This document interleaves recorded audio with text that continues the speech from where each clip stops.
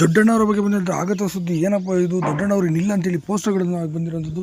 ಈ ಸತ್ಯಾಸತ್ಯತೆ ಏನಿದ್ರ ಬಗ್ಗೆ ಸಂಪೂರ್ಣ ಮಾಹಿತಿ ನಾನು ನಿಮಗೆ ಕೊಡ್ತೀನಿ. ಅದಕ್ಕೂ ಮುನ್ನ ಚಾನಲ್ ಸಬ್ಸ್ಕ್ರೈಬ್ ಮಾಡಿಸಿದ್ರೆ ಕನ್ನಡ ಸಿನಿಮಾ ರಂಗದಲ್ಲಿ ತಮ್ಮದೇ ಆದಂಥ ರೀತಿಯಲ್ಲಿ ಛಾಪನ್ನು ಮೂಡಿಸಿ ಹಾಗೂ ಸುಮಾರು 600ಕ್ಕೂ ಅಧಿಕ ಸಿನಿಮಾಗಳಲ್ಲಿ ಅಭಿನಯಿಸಿರುವಂಥ ಅತಿ ದೊಡ್ಡ ಕಲಾವಿದರು ಅಂದರೆ ನಮ್ಮ ದೊಡ್ಡಣ್ಣವರು ಅಂತಲೇ ಹೇಳ್ಬೋದು. ಇನ್ನು ಇಂಥ ಅತಿ ದೊಡ್ಡ ಕಲಾವಿದ ದೊಡ್ಡಣ್ಣವರ ಬಗ್ಗೆ ಈ ರೀತಿ ಏನಪ್ಪ ಸುದ್ದಿ ಬಂದಿರೋ ಅಂತ ನೋಡೋಣ ಬನ್ನಿ.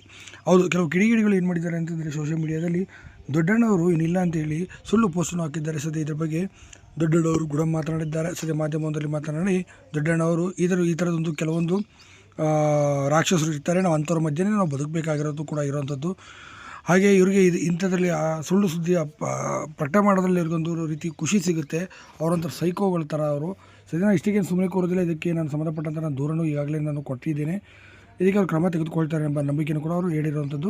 ಸದ್ಯ ಹೀಗಾಗಿ ದೊಡ್ಡಣ್ಣವರು ಸದ್ಯ ಆರೋಗ್ಯವಾಗಿ ಚೆನ್ನಾಗೇ ಇದ್ದಾರೆ.